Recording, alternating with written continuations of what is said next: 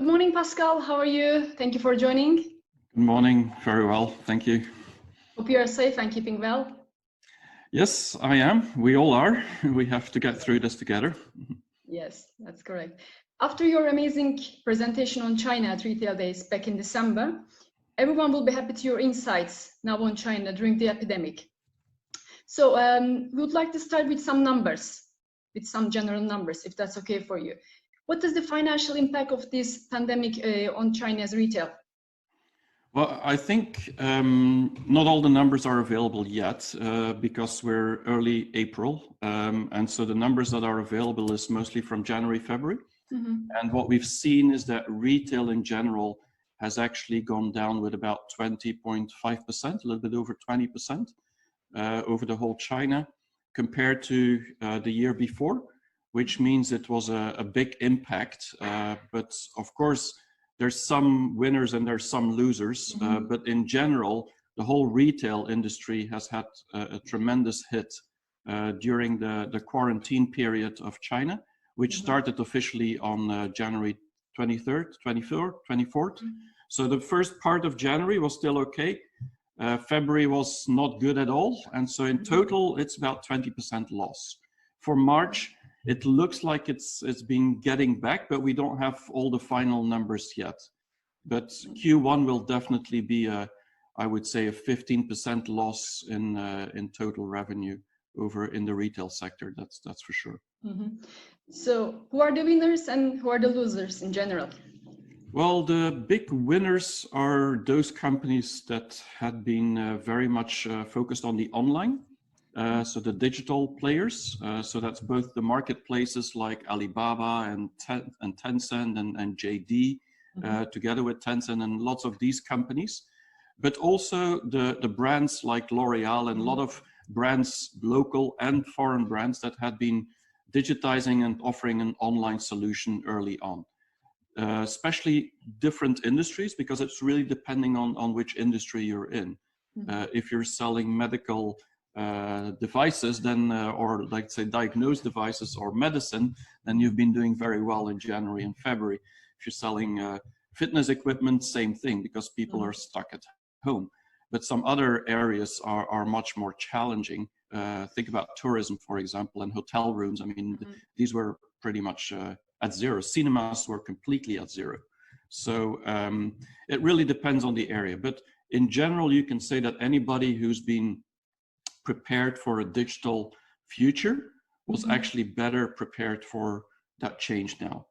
And I think if we look at it in the future, I think most of the retailers, physical retailers now, have understood that they need an online digital platform and a more omni-channel environment in order to survive, because you never know, next year there might be another epidemic or another reason to shut down for another month, and how are they going to survive that month next year? So everybody in China is very clearly looking at a dual strategy, and what they call in China the online to offline or O2O strategy. That's what it's all going to be about.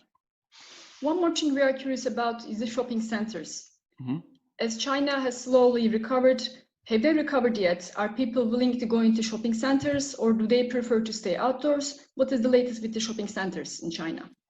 Well, in general, China's economy is coming back to normal. Mm-hmm. What that means is that people are now getting out of the door. They're allowed to leave their apartment again. I mean, there was like 50 cities in lockdown almost, 48 cities, that's huge. But now they're all allowed to go out, and they do. But the measures taken after the crisis, or the first part of the crisis, the outbreak, is basically still remaining often in place. It means if you go into a shopping mall, your temperature will be taken still. It's also social distancing is something that people will still be doing. Everybody's wearing a mask. So there's so many people allowed in certain shops within the shopping mall. So it's very, it's not free and normal like it used to be before. That will take probably another 2-3 months. So now it's kind of going there. What that means is that shopping malls are filling more with people, but not as many people as before. But people are getting back to that new. The whole retail industry, including shopping malls, are now also looking at digitizing their whole mall. So not just the brands and the retailers, but also the malls themselves. How can we make a community out of this and an experience, so those people, maybe we have less people, but those people who come are actually more connected and will spread it through social. So it's new business models are starting to pop up now. Very interesting. Well, we read that some brands, especially luxury brands, have tried social platforms. For example, Louis Vuitton has increased their sales on digital during Valentine's Day. And as far as we are aware, their increases, the sales were increased. Social platforms and WeChat, what are the best practices of these luxury brands on all other retailers during the pandemic? What are their best practices? I think the luxury sector is pretty specific because let's not forget that almost half of all the luxury buyers were Chinese in the world. Mm-hmm. And so they were really focused on that market. And they've traditionally always done it through physical retail. And they wanted to keep their story and authenticity, meaning they didn't want to go into online because it could put pressure on the price, and they wanted to keep a high luxury exclusive feeling. Now, because of this pandemic and the coronavirus crisis and outbreak, they had to do something different. Mm-hmm. The tools were there, WeChat, the marketplaces, everything was there. The influencers in China was already long time being active, meaning that people were helping companies to actually promote their brands. So this was all there already. It's just that the luxury brands were a little bit reluctant to go into that market. Companies like L'Oreal did it very early on, and they had, I think L'Oreal is one of the biggest success cases through the crisis. So because people wanted to actually use these products. So the best practices is just using the existing tools and being willing to go in that direction. Luxury brands really had to pivot during the crisis. Mm-hmm. And I think those who did fastest, they actually got the most benefit from it. But it's all about applications, but it's also important that they keep their authenticity. So the story, so it's not just about digital, it's about the complete thing. And I also think that what luxury brands are doing very well now is localize in China.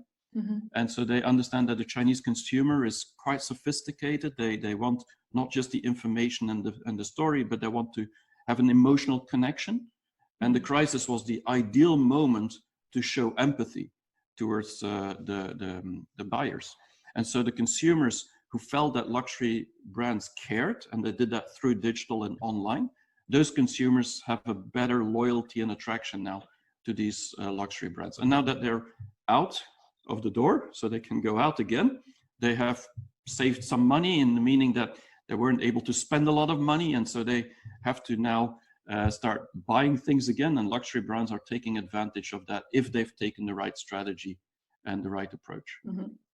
Then can we say that this digital transformation is permanent, or once this pandemic is totally over, will brands go back to normal or the traditional way? What do you think the change will be? I think it's a real pivot. So I've seen China digitize faster than anywhere else in the world when it comes to retail, especially driven by Alibaba first. Mm-hmm. But there's other companies like Pinduoduo, like JD.com. All these companies have been massively helping this transformation and this trend. But I think now it's become the new normal. And the biggest change, in my view, is that older customers are now also online. So before it was like 20-year-old, 30-year-old, I mean, very young people. Now you see people of 70, 80 years old going online to buy their groceries in an Alibaba Fresh Hippo store because they needed to during the crisis. So now it's the whole population. Mm-hmm. And I don't think any retailer in China can afford now not to be online and digital. So I think it's here to stay. I also think there's going to be new business models coming out of it. And we should not forget that the consumers in China keep growing. So it's not just about, are they going to buy this or are they going to buy that? The actual middle class is growing, which means that the growth in the world and in China is still going to continue when it comes to consumer growth.